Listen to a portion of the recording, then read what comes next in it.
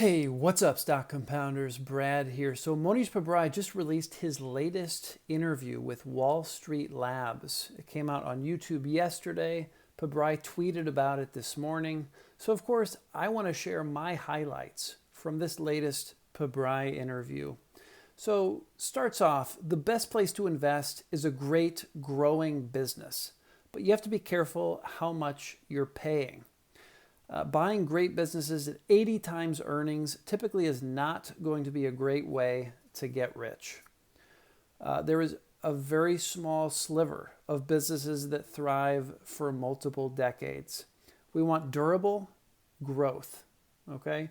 The growth has to be durable because if we buy a company that's growing really well today, but that growth isn't defended or can't be sustained over time, it's going to end up being a terrible investment, right? Because we're going to be paying up because everyone else sees, hey, there's a lot of growth in this company. And everybody's going to project that growth out into the future when it's not actually durable. So Pabrai gives two examples of companies that have durable growth, at least have had, and it's hard to see this being interrupted anytime soon. Costco and Amazon. And these are both companies. And there aren't many companies that I regularly pay money to, okay? There's probably no more than 10, I would say. And Costco and Amazon are way up there for me. I mean, I love these companies in terms of Costco, incredible prices, right? You know you're getting the best price on something when you shop at Costco. And then Amazon, it's just the convenience is unparalleled. They've really figured that out. And actually, I was just looking at Amazon today because of what's been happening in the market over the last couple of weeks. And it's down significantly from its all-time high. And I think it's even at a 52-week low. Maybe even like a year and a half low, Amazon is. So could be interesting right now. So we want that durable growth and we want it at a great price, okay? Because we don't know what's going to happen moving forward. Capitalism is brutal. There are so many forces out there trying to chip away at the profitability of these companies. Really makes the future unpredictable in a lot of ways. So if we're able to buy cheap, right, get a margin of safety up front, things can go wrong and we can still do well with the investment. So that's why getting it at a great price is so important. Pabrai talks about Starbucks a little bit here. I've never really heard him talk about Starbucks before, but he really likes the business. He's never bought in because it's always seemed too expensive to him. Then he talks about venture capital. I really like this part. This is classic, hilarious Pabrai here. In venture capital, how are you going to tell the difference between Theranos and Apple? Okay, and he's asked if he's ever thought about investing in private companies as opposed to investing in the stock market, the auction-driven stock market. And it's really about deal flow. But this particular point, he's talking about how in venture capital, you don't have a history to look at, okay? You can have, seemingly great founders, right? Great management team for a business that, just can't execute, right? There's so many things that can go wrong at the venture capital stage, at this kind of early stage startup phase of a business. So he says, in venture capital, because you don't have that history, you don't have the tread marks of the business to try to get some sense of, all right, can this team execute? Is this idea actually going to work in the real world? You can't really tell the difference between a Theranos and an Apple, right?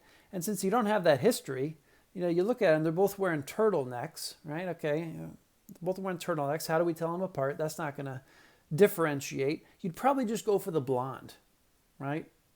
You'd go for Theranos. It's hilarious. I'm sure everybody's aware of what's happening with the Theranos founder right now. Very timely comment from Pabrai. In value investing, we don't have an information edge.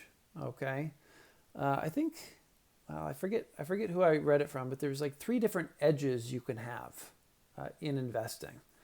There's an information edge. There's an analytics edge, which is the ability to tease out what's really important from that information, or maybe interpret the information differently than others.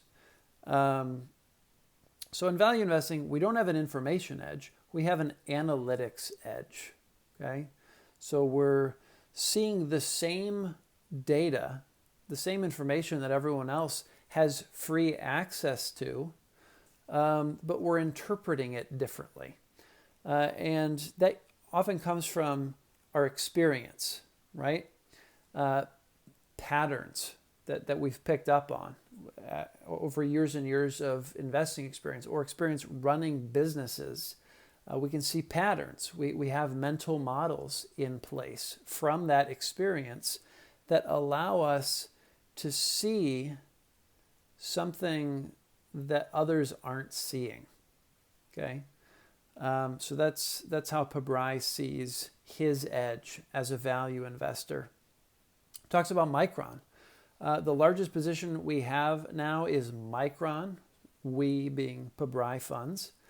If you look at an Amazon data center and it costs them $100 million, $200 million to put that up, 30% of that is going to the memory guys. Okay, so Pabrai calls it a tax on all the streaming, the e-commerce, the shopping, really everything online. This Micron, right? Micron gets this 30% tax on all of this activity that really requires these huge data centers, and more and more data centers. I think it's something like every 4 years these data centers have to update their memory. Okay, so that's in addition to all of these new data centers, this expanding need for data centers that's happening. So Pabrai gets to collect that 30% tax as a shareholder of Micron. And of course, it's not just Pabrai in Micron. Li Lu, David Tepper, Sequoia, Guy Spear. There's a lot of big name value investors who own Micron at the moment. I also own Micron. Talks about mistakes. The biggest mistake all of us make is being too active. Now, I find that a little bit humorous because Pabrai has had quite a bit of activity recently, right? He sold I think virtually all of his stake in Alibaba, and that was in the third, that would have been the third quarter. And then just recently, he trimmed Seritage Growth Properties. So I think it's been quite a bit of activity that we've seen from Mohnish Pabrai recently, and he's pointing out this biggest mistake all of us make is being too active. If we can just be like David Puddy in Seinfeld and stare at the seat in front of us, right? Watch paint dry. And that's something I'm trying to do better this year. And it's interesting watching all these other value investors constantly coming up with ideas, and it feels like a lot of activity, making tweaks to the portfolio. I'm really trying to wait until something is very obvious before doing anything. And I think I'm confident that I'm trending in that direction. Business change takes much longer, right, than the stock price wiggles on the screen. Okay, real business change. If you've got a great business with a great management team, you're best off in terms of the portfolio by just letting that team execute, right? Letting that business compound your capital for you rather than, oh, it doubled? Okay, I'm out. Now I've got to find the next thing. Or the price to earnings ratio is 50 or 80. I'm out of here. This thing is clearly expensive. It's easy to get caught up in all of that stuff. But I like Pabrai's advice around that in terms of, does it seem optically expensive? What do you do in that situation? If the business is getting better, don't do anything, right? I really like that. And it's something I'm trying to really soak into my my framework, really pound into my head. And then we're going to end on a question. So this was asked of Pabrai by Arvind, who is the professor at Boston College. And I think it was Arvind who asked Pabrai, no, it was a student of Arvind's, asked Pabrai, so who should we clone, right? What are the great investors to look to for ideas?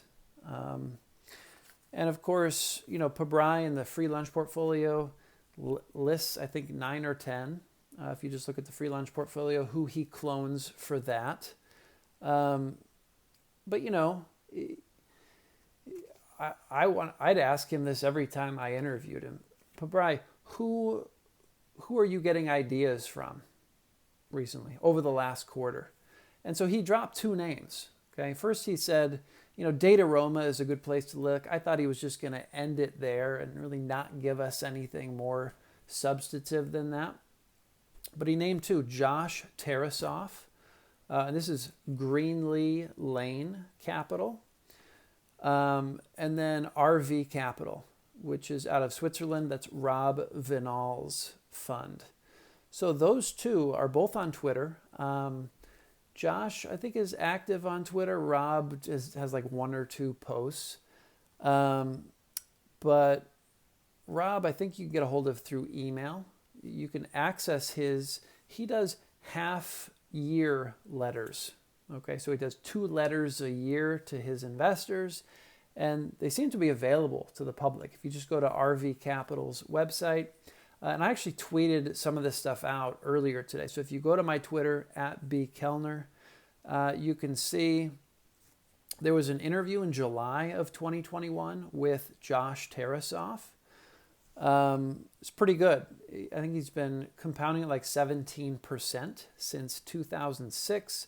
Started with a couple $1 million. Now he's managing like $450 million. Obviously, that's not all performance, right? That's other people's money investing with him as well. But, pretty impressive from 2006 to today. What is that? 16 years. Going from a couple million to nearly $500 million is a pretty impressive feat.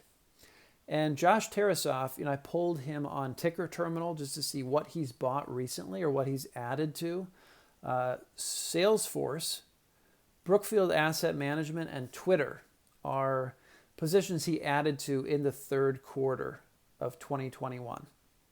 And actually, Salesforce has come down quite a bit since then, just recently. So that could be a really something to look at for you who are looking for additional ideas. And then Rob Vinal also added to Salesforce recently. I think that was in like the first half of 2021. And then Alibaba and Prosus are other positions that Rob Vinal has put money into within the last year. So there's 3 recent additions for both of those guys. Salesforce is common amongst them, and it's the biggest position for Josh Tarasoff. Salesforce is. So, pretty interesting stuff. And again, I tweeted this out. I linked to Rob Vinal's latest letter to investors, to this interview with Josh Tarasoff, and then just sort of a screenshot of positions according to the latest 13F filings for those guys. So check that out if you aren't following me on Twitter yet. And yeah, guys, I think that's all I wanted to share for this latest interview. I'd probably give the interviewer a C in terms of questions asked that have been asked quite a bit fairly recently. I really wish everyone interviewing Pabrai were as gung-ho about Pabrai as I am. I think I've watched like every interview in the last 6 years that Pabrai has done. It's hard to find questions, in these recent interviews that haven't been asked before. Questions where Pabrai's answers aren't already in the public domain. So, hopefully as Pabrai is doing more and more of these talks, the people who are going to interview him have, more and more access to what he's already shared. And hopefully we start getting more and more novel questions asked of Pabrai. But, he went down some rabbit holes that I haven't heard Pabrai go down before in this interview. So check it out. It's from the Wall Street Lab, and I will link to it in the description if you want to see the full talk. But that's all I got for today, guys. All right, I will see you in the next one. Happy compounding. Take care.